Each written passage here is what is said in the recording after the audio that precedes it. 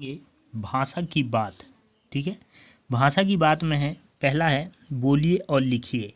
इनको बोलना भी है, लिखना है। तो आत्मीय, कुशाग्र, साहित्यिक, समन्वय, धर्मनिरपेक्षता, आश्रु धारा, वैराग।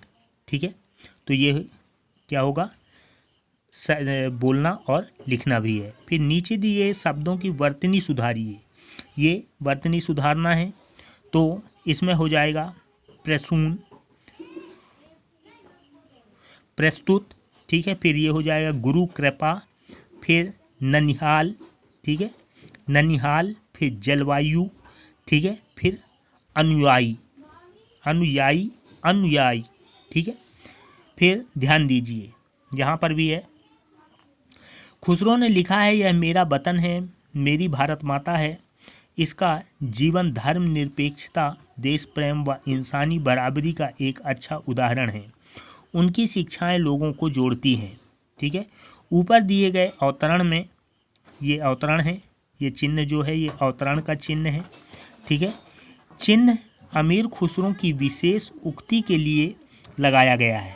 अवतरण चिन्ह जो होता है वो एक विशेष वाक्य के लिए या युक्ति के लिए लगाया जाता है। जैसे यह मेरा वतन है, मेरी भारत माता है।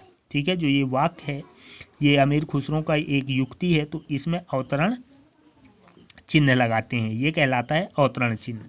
तो वही इसमें बताया गया कि एक विशेष युक्ति के लिए लगाया गया है। यह अवतरण चिन्ह का उदाहरण चिन्ह कहलाता है। ठीक है, उदाहरण चिन्ह भी कहलाता है। ठीक है, अवतरण चिन्ह या उदाहरण चिन्ह भी कहलाता है।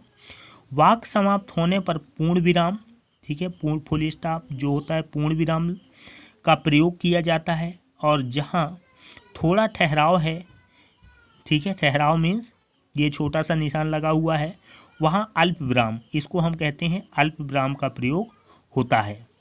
वाक्यगत भाव को पूरी तरह समझने के लिए विशेष स्थान पर ठहरना पड़ता है। ठहराव की स्थिति को प्रकट करने के लिए विभिन्न विराम चिन्हों का प्रयोग किया जाता है। ठीक है, कुल मिला के इसमें यह बताया गया है कि हम विराम चिन्हों का प्रयोग कैसे करते हैं।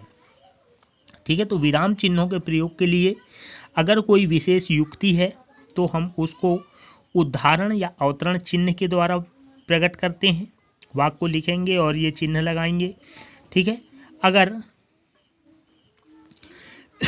इस अवतरण चिन्ह को उदाहरण चिन्ह भी कहा जाता है। ये दो चीज़ें हैं।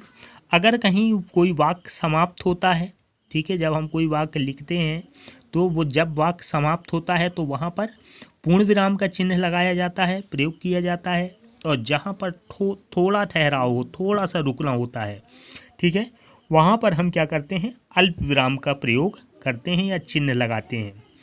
वहीं व्यक्तिगत भाव को पूरी तरह समझाने के लिए विशेष स्थान पर ठहरना पड़ता है। जब हम कोई वाक्य को समझा रहे हैं, कह रहे हैं, ठीक है, तो जो ठहराव होता है, जहाँ रुकना होता है, उस ठहराव की स्थिति को प्रकट करने के लिए विभिन्न विराम चिन्हों का प्रयोग किया जाता है। जैसे यहाँ पर उदाहरण चिन्ह, अल्प विराम, पूर्ण विराम, इसी तरह के जब हम वाक्य बोलते हैं तो वहाँ पर इन चिन्हों का प्रयोग किया जाता है। जैसे नीचे दिए गए वाक्यों में उपयुक्त विराम चिन्ह लगाइए। ठीक है, अब जो ये वाक्य लिखा गया है, इन वाक्यों में कौन कौन से चिन्ह लगेंगे। तो पहला है, गांधी जी ने कहा था। किसने कहा? गांधी जी ने कहा था, सदा सत्य बोलो। ये क्या है, एक विशेष युक्ति है। तो यहाँ पर हम ये अवतरण उदाहरण चिन्ह का प्रयोग करते हैं, सदा सत्य बोलो, तो यहाँ पर ये चिन्ह लगेगा इस तरह से। फिर दूसरा है, राम मोहन सौरभ और कमल घूमने गए। ठीक है, हर में एक एक रुकाव है, हल्का हल्का थोड़ा थोड़ा सा। जैसे राम मोहन सौरभ और कमल घूमने गए, तो राम अल्पविराम, मोहन अल्पविराम, सौरभ और कमल घूमने गए, तो यहाँ पर क्या हुआ, अल्पविराम का प्रयोग हुआ। ठीक है, यहाँ फिर अगला है, झूठ बोलना पाप की जड़ है। ठीक है, ये भी एक विशेष सब वाक्य युक्ति है। किसने कहा? शिक्षक ने कहा। शिक्षक ने कहा कि झूठ बोलना पाप की जड़ है, तो हम इसको एक विशेष चिन्ह के द्वारा रखेंगे और ये कहलाएगा उदाहरण चिन्ह या अवतरण चिन्ह।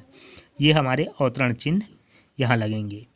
फिर है बाजार से सब्जी ले आए, इन्हें डलिया में रख दो। ठीक है, ये वाक्य क्या है? बाजार से सब्जी ले आए, वाक्य पूर्ण हुआ, पूर्ण विराम, इन्हें डलिया में रख दो, यहाँ पर भी पूर्ण विराम।